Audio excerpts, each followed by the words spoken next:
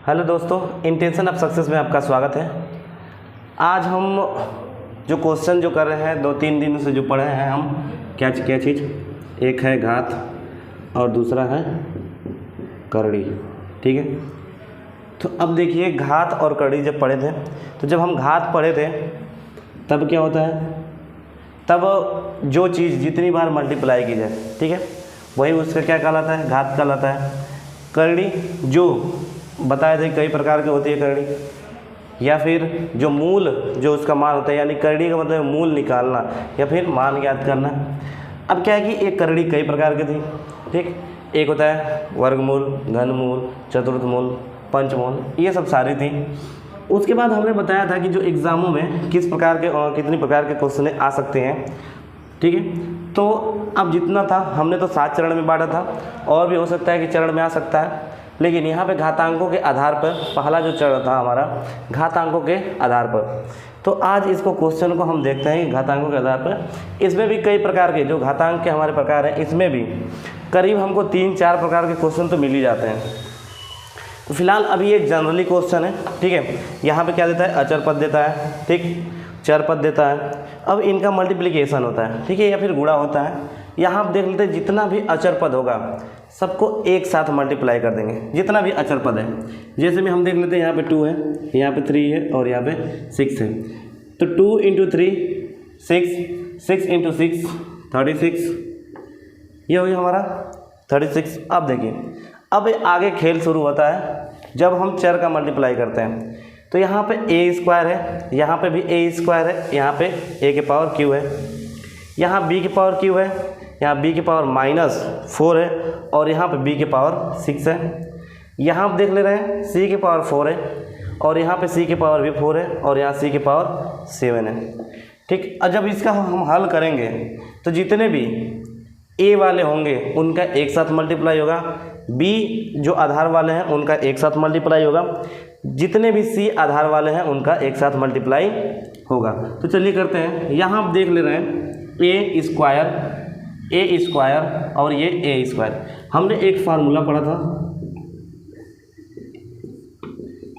सूत्र के बारे में, जहाँ पे था यदि a के पावर m इंटू a के पावर n है तो जब आधार सेम होता है तो पावर क्या होता है, आपस में जुड़ जाता है। जैसे में a के पावर m प्लस n हो जाता है, रिजल्ट जो मिलता है हमारा। तो यहाँ पे भी प्रॉपर्टी वही लगेगी। यहाँ आप देख ले रहे हैं इंटू a के पावर यहाँ पे 2 है प्लस यहाँ भी 2 है 2 और ये +3 इंटू, अब b के देख लेते हैं। तो यहाँ पे b आधार है, यहाँ भी आधार पे b है, यहाँ भी आधार क्या है, b है। तो फार्मूला भी तो हमारा यही लगेगा, फार्मूला भी हमारा यही लगेगा, यानी कि b की पावर 3 प्लस -4 और यहाँ पे +6 इंटू, कहते अब बचा c, तो c पे भी वही फार्मूला है, यानी c के पावर 4 प्लस c के पावर 4 और यहाँ पे है प्लस यानी कि 7। ठीक, अब यहाँ पे हम इसको हल करेंगे, ये हो जाएगा 36 इंटू, यहाँ पे हो जाएगा 2 4 और ये 3 7, यानी a के पावर 7 इंटू, यहाँ पे देख ले रहे हैं b के पावर, ये प्लस है और ये भी प्लस है, यानी कि 9, ये हो जाएगा प्लस माइनस मल्टीप्लाई यानी कि -4 इंटू, ये हो जाएगा कितना हमारा 4 4 8 और 7 15, यानी कि c के पावर 15। ठीक, अब इसको हल कर रहे हैं, यानी कि 36 a के पावर 7 b के पावर 5 और c के पावर 15, ये हमारा आ गया आंसर। ये तो है एक जनरली साधारण क्वेश्चन, ठीक है, जिसको हम आसानी से कर लेते हैं। ठीक, और यदि पावर के रूप में हो, पावर टू पावर का मल्टीप्लाई किसी, ठीक है, या फिर क्वेश्चन किसी अलग प्रकार के हो, ठीक है, क्वेश्चन का जो तरीका हो वो अब बदल जाए, पैटर्न बदल जाए। ये तो जनरली था मल्टीप्लाई करने का, तो हमने कर लिया। यदि पैटर्न बदल जाए तब हम क्या करेंगे। पैटर्न का मतलब ये है कि फार्मूला कोई दूसरा लगे। यहाँ पे तो है a के पावर n इंटू a के पावर n पे, तो हम जानते हैं कि जब बेस बराबर होता है इसको घाते क्या होंगे, हमारे जुड़ जाएंगे। लेकिन यदि अगर फार्मूला या क्वेश्चन का हम टाइप्स बदल दें, ठीक है। क्वेश्चनों के हम क्या करते हैं, प्रकार बदल देते हैं। ये प्रकार 1 था और प्रकार दूसरा देख लेते हैं, ठीक। दूसरे प्रकार का क्वेश्चन देख लेते हैं। जैसे में यहाँ पे क्वेश्चनों के जो प्रकार है कई प्रकार के हम कर लेते हैं। जैसे में 5 के पावर 1/4, 5 के पावर 1/4 इज इक्वल टू, या फिर इनटू 125 के पावर 0.25, ठीक है। ये हमने कर लिया। या फिर 5 कर लेते हैं यहाँ पर, 0.5 कर लेते हैं, ठीक है। ये हमारा हो गया क्वेश्चन। अब क्वेश्चनों के प्रकार, या फिर देखिए ये ज़रूरी नहीं है कि 5.5 या कुछ भी कर सकते हैं, ठीक। यहाँ पे जब हम इसको हल करेंगे तब हम देखते हैं क्या होता है। ये क्वेश्चन का जो प्रकार है वो दूसरा प्रकार है, ठीक है। यहाँ पे दिया है 5 के पावर 1/4। अब यहाँ पे क्या होगा, फार्मूला लगेगा हमारा a के power m into n is equal to क्या होता है, जब पावर a के पावर कुछ हो और कोष्टक के बाद कोई पावर हो तो जो संख्याएं होती है वापस में क्या होती है, जो इनके पावर होते हैं वो मल्टीप्लाई हो जाते हैं, यानी a के पावर m इंटू n हो जाते हैं, इसके रूप में हमारे हो जाते हैं। तो इस वाले फार्मूला का हम प्रयोग करेंगे इसमें।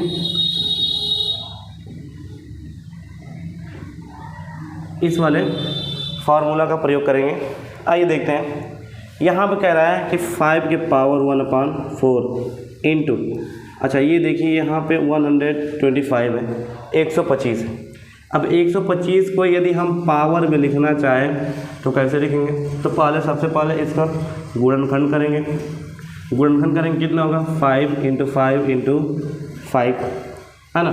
और जितना बार है उतना ही को हम घात कहते हैं, तो 5 के पावर कितना हो जाएगा, 3। तो 125 को हम 5 के पावर 3 लिख सकते हैं, हमने लिख दिया। और यहाँ पे हो गया हमारा 0.5, ठीक है। अब देखते हैं अब क्या होता है कि अभी बताया हूँ कि जब ऐसे स्थिति में हो तो इनके जो पावर होते हैं आपस में इनका मल्टीप्लाई हो जाता है। तो इनका जब मल्टीप्लाई करेंगे तो यानी कि 5 के पावर 1/4 इंटू, ये हो जाएगा हमारा 5 के पावर 3 × 0.5, ठीक। अब इसका मल्टीप्लाई करेंगे तो ये हो जाएगा 5 के पावर 1/4 इंटू 5 के पावर 1.5, क्लियर। अब क्या है, अब इसको हम सीधे तौर पे क्या करते हैं, जब बेस हमारा बराबर हो, फार्मूला वही पुराना, यानी कि जब बेस बराबर होता है a के पावर m इंटू a के power n is equal to a के पावर m प्लस n, ये हम फार्मूला का प्रयोग करते हैं, ठीक। तो इसका हम प्रयोग करेंगे तो हो जाएगा 5 के पावर 1/4 प्लस, ये देखिए इसको हम किस में चेंज कर दे रहे हैं, अगर इसको हम फ्रैक्शन में चेंज कर देंगे तो 15/10, ये हो गया हमारा।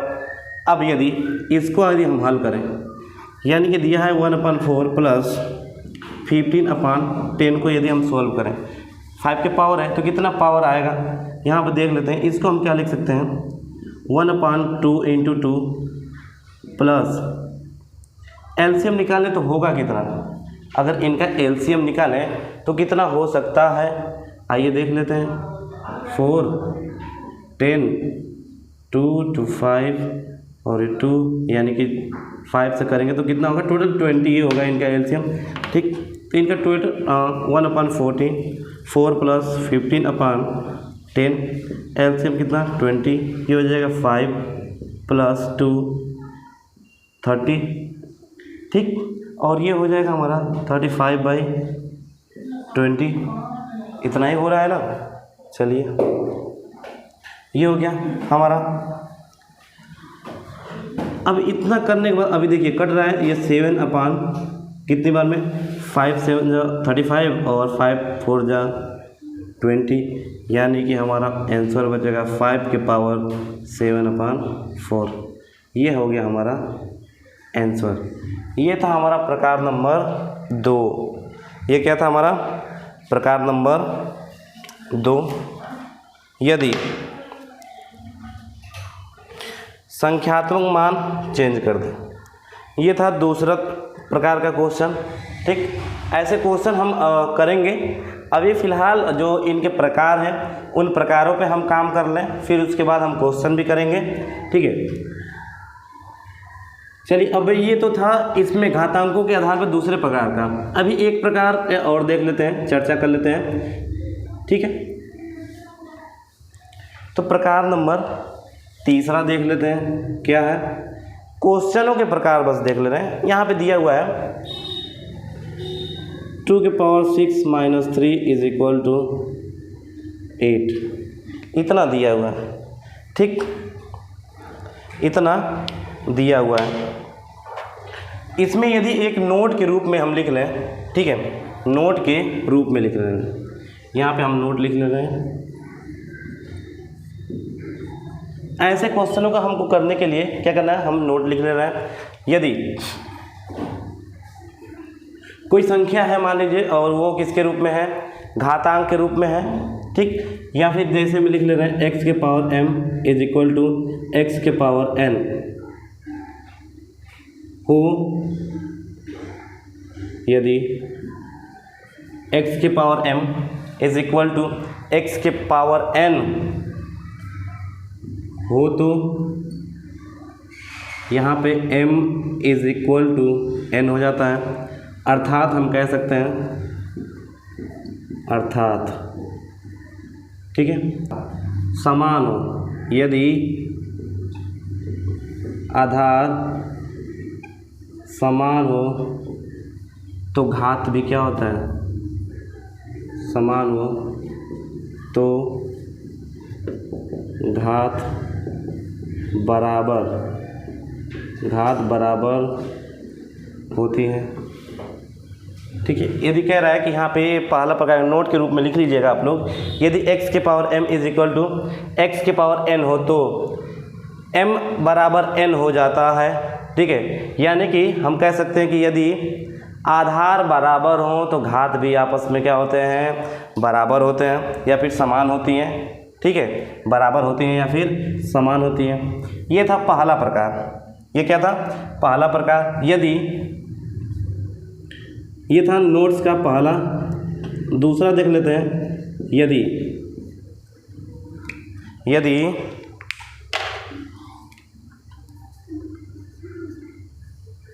x के पावर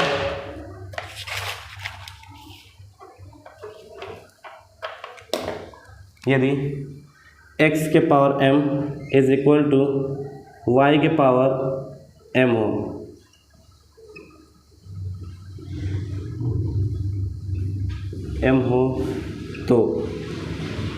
हो तो x is equal to y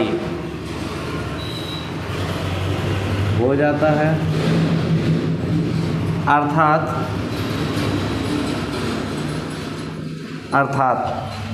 कह रहा है कि यदि ऊपर वाले क्वेश्चनों में यदि हम देखें, यहाँ पे कह रहा है कि यदि आधार समान हो तो उनके घातें भी आपस में क्या हो जाती हैं, समान हो जाती हैं। नीचे वाले में देख रहे हैं कि यहाँ पे घातें समान है। ठीक है, यहाँ पे जो इनके घात हैं x के power m is equal to y के पावर m है।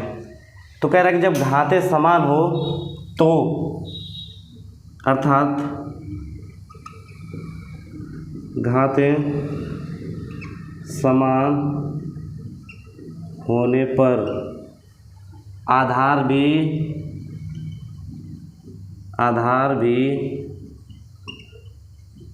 समान हो जाते हैं।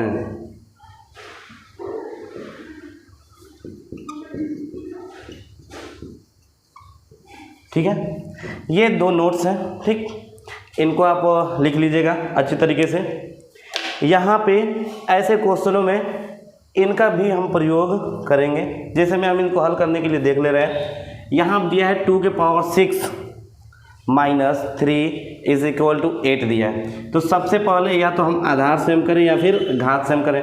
घात सेम करेंगे और यहाँ पे क्या रहा है, तो x का मान ज्ञात कीजिए। क्या कह रहा है, x का मान ज्ञात करिए। ये हमारा क्वेश्चन है 2 के power 6x minus 3 is equal to 8 है। इसको हल करने के लिए कह रहा है, तो हम इन्हीं दोनों में से किसी एक का प्रयोग करके इसको हल करेंगे। देख लेते हैं। अब इसको 8 दिया हुआ है और इसको किसके रूप में हमको लेके जाना है, इसका आधार हमको 2 करना है, ठीक है, क्योंकि हमको x की वैल्यू लानी है और x की वैल्यू जब आधार बराबर होंगे तभी तो घातें बराबर होंगी, जब आधार बराबर नहीं होंगी तो घातें बराबर नहीं होंगी। तो यहाँ आप देख लेते हैं 2 के power 6x - 3 is equal to 2 के पावर कितना हो जाएगा 3, 2 के पावर 3।